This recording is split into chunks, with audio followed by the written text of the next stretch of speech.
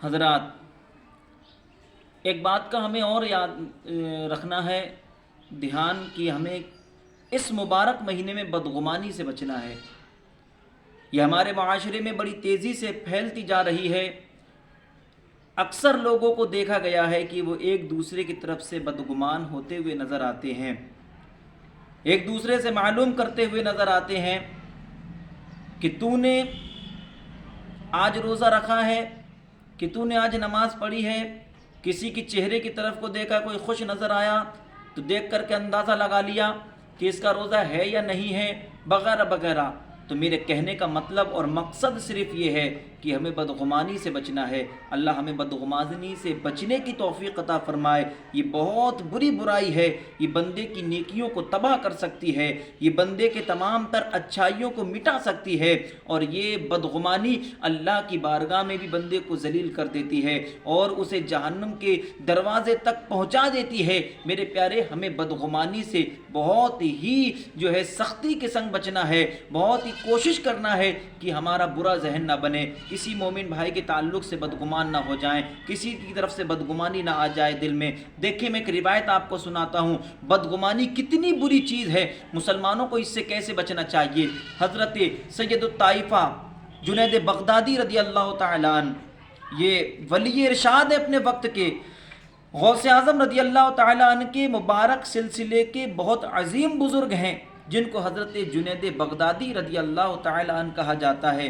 ایک مرتبہ یہ آرام کر رہے تھے تو ان کے دروازے پر ایک فقیر آتا ہے جو ان سے سوال کرتا ہے۔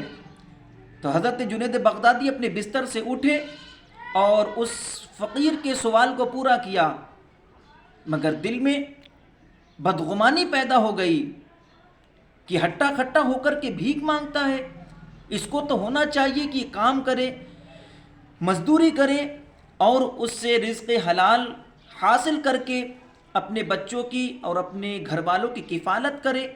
یہ تمام تر چیزیں آپ کے ذہن میں آئیں اور آپ جا کر کے پھر بستر پر لیٹ گئے۔ سامعین حضرات، ایک بات یاد رکھیں کہ حضرت جنید بغدادی کی فقط دل میں خیال پیدا ہوا تھا، مگر ہم تو اس فقیر کے منہ پہ کہہ دیتے ہیں، ہم تو سائل کے منہ پر یہ ساری باتیں کہہ دیتے ہیں، دھکے دے کر کے اپنے دروازے سے بھگا دیتے ہیں اور اس کو ذلیل کرتے ہیں، رسوا کرتے ہیں، غلط غلط باتیں اس کے تعلق سے ہم اس کے منہ پہ بولتے ہیں۔ لہذا اس سے پرہیز کریں، یہ اللہ کی ناراضگی کا سبب بن سکتا ہے اور اللہ تعالیٰ تمام تر نیکیوں کو ختم کر دے گا اگر کسی کے تعلق سے آپ بدگمان ہو گئے۔ تو حضرت جنید بغدادی بستر پہ جا کر کے سوئے۔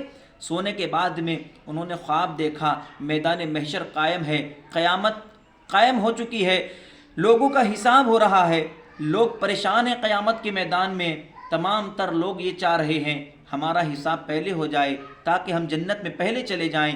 حضرت جنید بغدادی کہتے ہیں کہ کافی وقت گزر گیا، میرا کوئی نام کا اعلان نہیں ہوتا، میں بڑا پریشان تھا، میں سارے محشر میں گھبرایا ہوا تھا کہ لوگ جنت میں جا رہے ہیں مگر جنید کے نام کا اعلان کیوں نہیں ہو رہا ہے۔ اللہ اکبر۔ حضرت جنید کہتے ہیں کہ میں کافی وقت پریشان رہا، کافی وقت پریشان رہنے کے بعد فرشتے ایک طباق لے کر کے آئے، تھال لے کر کے آئے، اس میں گوشت رکھا تھا، گوشت رکھا ہوا تھا۔ فرشتوں نے کہا جنید اس گوشت کو کھائیے۔ میں نے کہا کہ اس گوشت کو میں کیوں کھاؤں؟ تو انہوں نے کہا کھائیے کیونکہ آپ نے بدگمانی کی ہے، آپ کو پتہ نہیں ہے کہ جب بندہ کسی سے بدگمان ہوتا ہے تو اللہ تعالیٰ کے رسول اور اللہ تعالیٰ کا فرمان ہے کہ گویا کہ اس نے اپنے بھائی کا کچا گوشت کھایا، جب تم بدگمانی کر رہے تھے تب آپ نے اس کا کچا گوشت کھایا تھا۔ اللہ اکبر کبیرہ، اتنی بڑی سزا۔ حضرت جنید بغدادی کہتے ہیں میں بیدار ہوا اور میں گلیوں میں ڈھونڈنے کو نکل گیا، جب میں اس فقیر کے پاس پہنچا تو وہ فقیر مسکرا دیا اور مسکرا کر کے پوچھا